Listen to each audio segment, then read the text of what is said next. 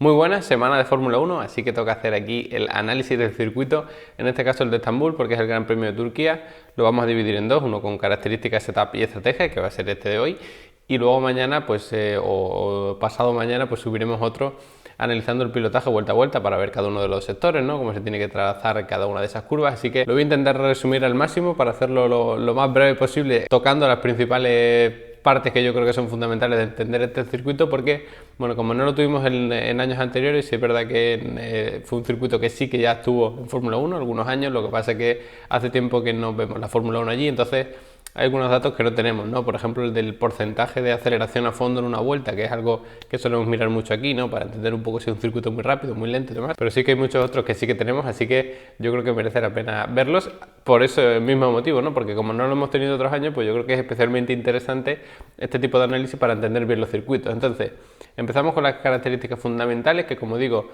no podemos saber ese porcentaje de cuánto tiempo se va acelerando y frenando en una vuelta, porque es muy complicado estimarlo, y para dar un número así aleatorio, pues mejor no damos ninguno. Pero lo que sí podemos evaluar, por ejemplo, es la longitud del circuito, que es un circuito prácticamente en la media, un poquito por encima, si es verdad, pero muy cerca de la media. En esta comparativa con el calendario del año pasado, por ejemplo, pues estaría muy cerquita de la media, es decir, no es ni muy largo ni muy corto, sin embargo tiene tan solo 14 curvas. Es verdad que tiene en este caso 8 curvas a izquierda y 6 a derecha, que lo convierte en un circuito bastante equilibrado, porque además las curvas, digamos que hay de todo tipo para un lado y para otro, es decir, de velocidad media, de velocidad rápida, de velocidad lenta, la hay tanto para la izquierda como para la derecha.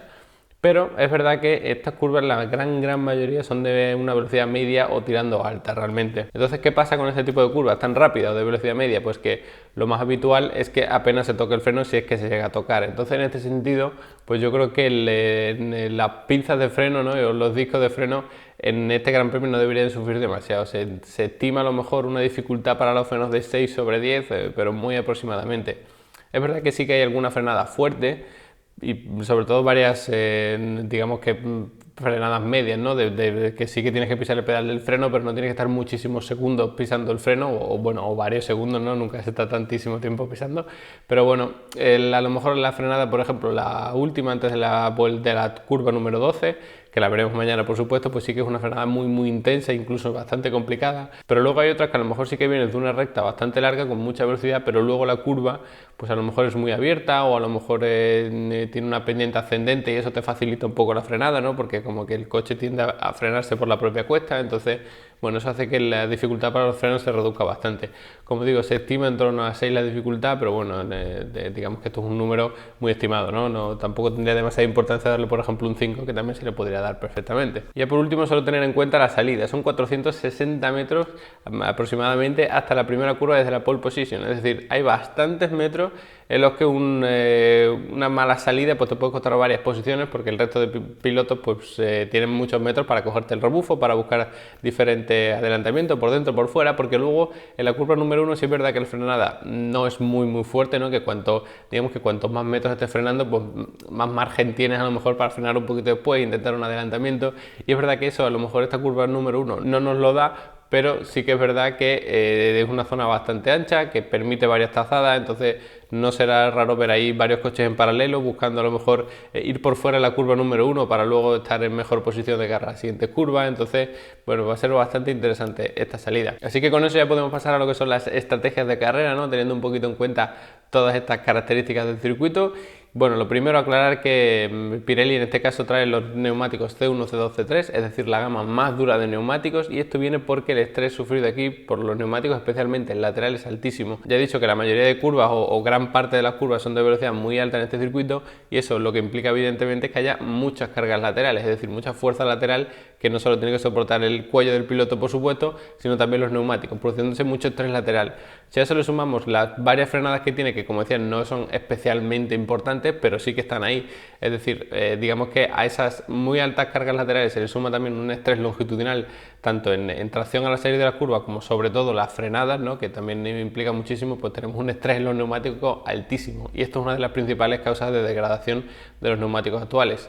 No se esperan temperaturas especialmente altas, la humedad relativa sí que es muy alta, ojo con eso, hice un vídeo explicando cómo afecta eso, así que te lo dejo ahí por si lo quieres ver, incluso te lo dejo al final para que le eches un ojo. Y lo que sí que es una incógnita es la abrasión del asfalto como tal, no se sabe si va a ser muy alta, va a ser muy baja, pero digamos que curándose un poco en salud, ya viendo además que el estrés va a ser altísimo, aunque la abrasión del circuito no sea excesiva, pues aún así prevén un desgaste bastante alto por ese estrés. Entonces, pues Pirelli trae aquí la gama más dura, que veremos si es lo suficientemente dura, porque además tienen 3 juegos de neumáticos duros para probar todos los pilotos en todo el fin de semana, así que probablemente se usen bastante y se tenga bastante información sobre ellos.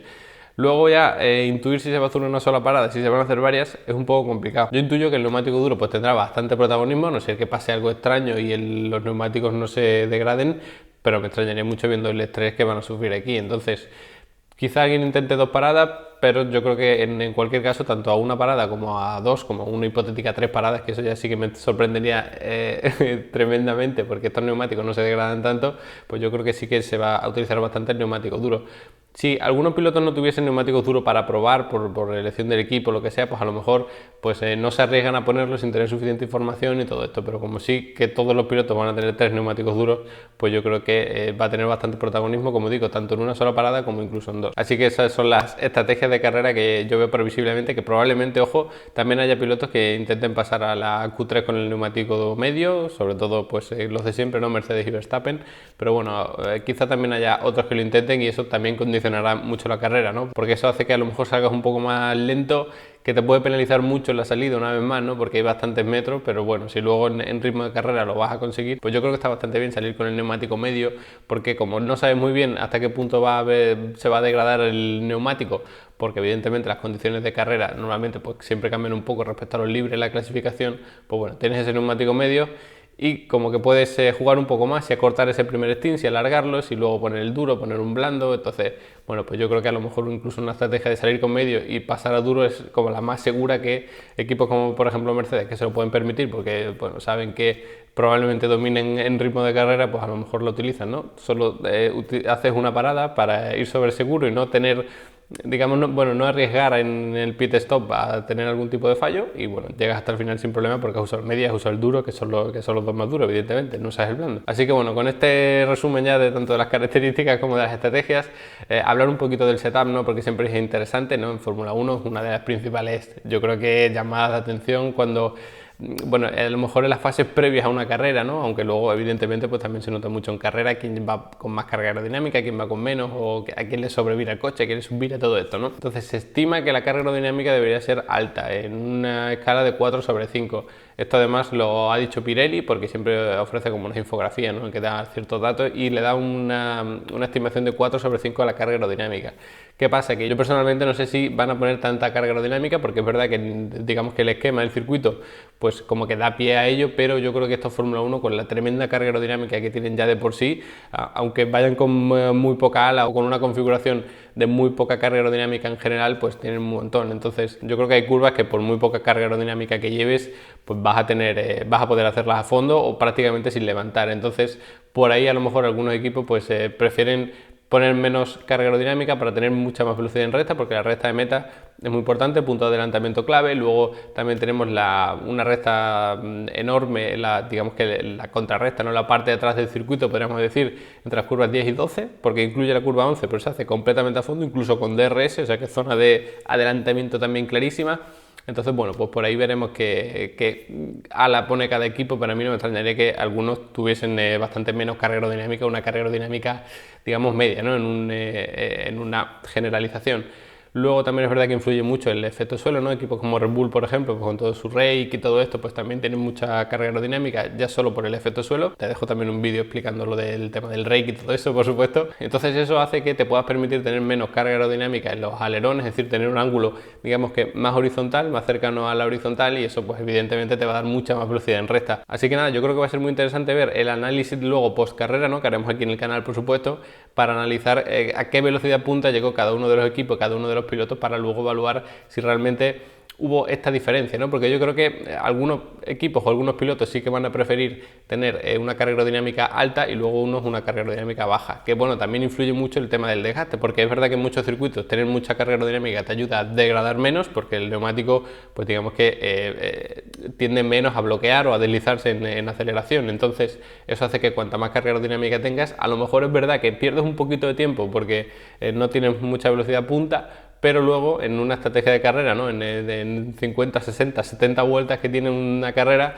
pues sí que le vas a sacar provecho. Sin embargo, aquí, bueno, el estrés lateral yo creo que lo vas a tener de todas formas, tengas mucha carga aerodinámica o tengas poca, así que, bueno, pues por ahí a lo mejor también algunos equipos, digamos que no le compensa poner más carga aerodinámica por el tema de la degradación.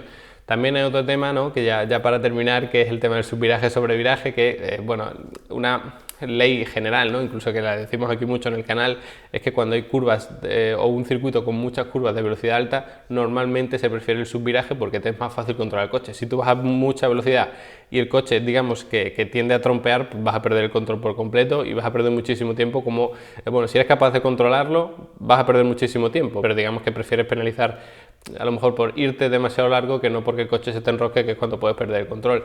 Entonces, digamos que en este tipo de circuito parece que sería mejor el subviraje, pero es verdad que, por ejemplo, la última parte del circuito, incluso la última parte del primer sector, cositas que veremos mañana, pues como tengas el subviraje vas a penalizar un montón porque el coche no solo le va a costar entrar en curva, sino que luego como lo tengas a la salida, que te vayas largo y tengas que acelerar tarde, vas a perder un montón de tiempo, porque luego hay zonas de larga recta y tienes que salir de ahí lo más rápido posible, y eso pasa por apretar el acelerador cuanto antes. Así que, bueno, será interesante también ver esto, ¿no? Si hay muchos trompos, si vemos muchos coches irse largo porque les cuesta meter el coche en pista, todo esto yo creo que también es interesante, que por supuesto pues viene de la mano de la aerodinámica, pero también de temas de suspensiones, de reparto de peso, todo este tema, ¿no? Así que nada, este ha sido un poco el resumen de este circuito que quería hacer, ¿no? Analizando características, estrategias y setup de carrera para entender mucho mejor el fin de semana al completo. No olvides suscribirte al canal porque vamos a hacer no solo este vídeo analizando el pilotaje, por supuesto, en cada una de las curvas, ¿no? Sus características y cómo trazarlas bien, sino que luego, después de la carrera, pues haremos como siempre el análisis con todos los datos y toda la información que sacamos aquí en el canal con los gráficos que tú también tendrás disponibles. Así que nada, esto ha sido todo por hoy y nos vemos en la próxima.